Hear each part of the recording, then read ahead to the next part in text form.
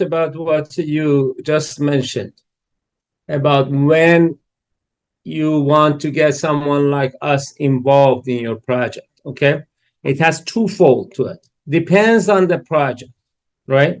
So, for example, if it's a regular project, new construction, of course, you want to at least define with your client, you want to make sure your outset, your facade, your thermal envelope is not going to change. Okay. Internal walls and stuff, we don't care, of course. Okay. As long as you have your thermal envelope is pretty solid, now 1 feet or 2 feet and out is not going to make a big deal. So that for a regular, I say regular, meaning that it's non-specialized code cities or towns, and just regular HERS rating code, that you are right. You can bring us later, okay? However, we typically recommend getting us involved as the schematic design phase. Having said that, for specialized code cities and towns, like Cambridge, Somerville, Boston, Brookline, you name it. All of these, I think now about 40 cities or town in this area, they have become specialized, and every 6 months more are joining in. Those you have to be careful because that's going to change a lot, force you to change your design a lot. So you need to have that understanding. So, for example, if it's less than 4,000, if it's more than 4,000, if it's more than 12, if it's multifamily more than 12,000, that means you're talking about passive house. And passive house is a whole different ballgame.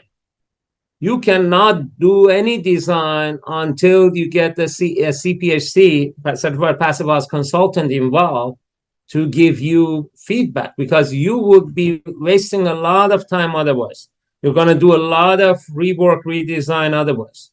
So you want to get a, consultant involved ASAP. Okay.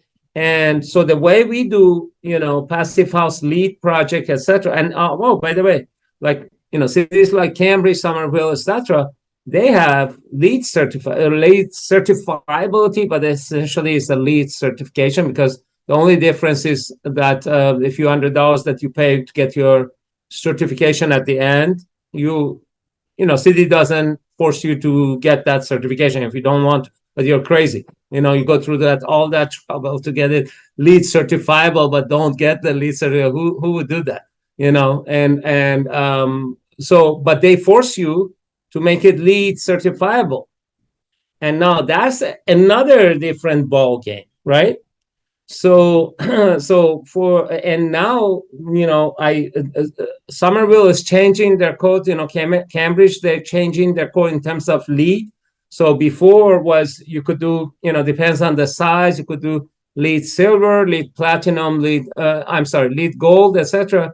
Now for density bonus, if you want to get more bonus density, square footage, they you can get they tell you, okay, get lead platinum, we give you such and such. Or before they were saying that if you do passive house, okay, we give you extra square footage, etc. So there are all different type of rules and regulation that constantly changing, and so that's why you should not wait, because I can tell you, you're going to do a lot of rework otherwise if you don't know the codes. And these changes that are just everybody has hard time, even building inspector and commissioners. It's a hard time to keep up with all those rapid code changes. It has never been like this, I can tell you.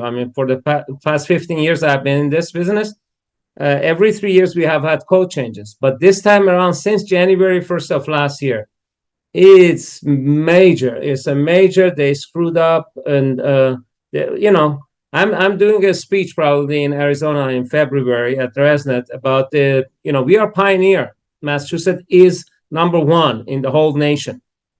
But I'm going to talk about the good things, many good things that we have done in Massachusetts, but also the mistakes that we have made.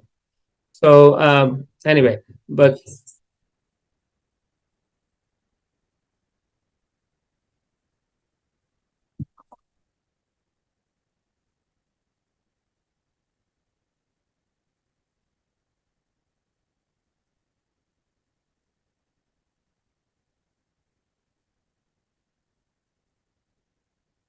well,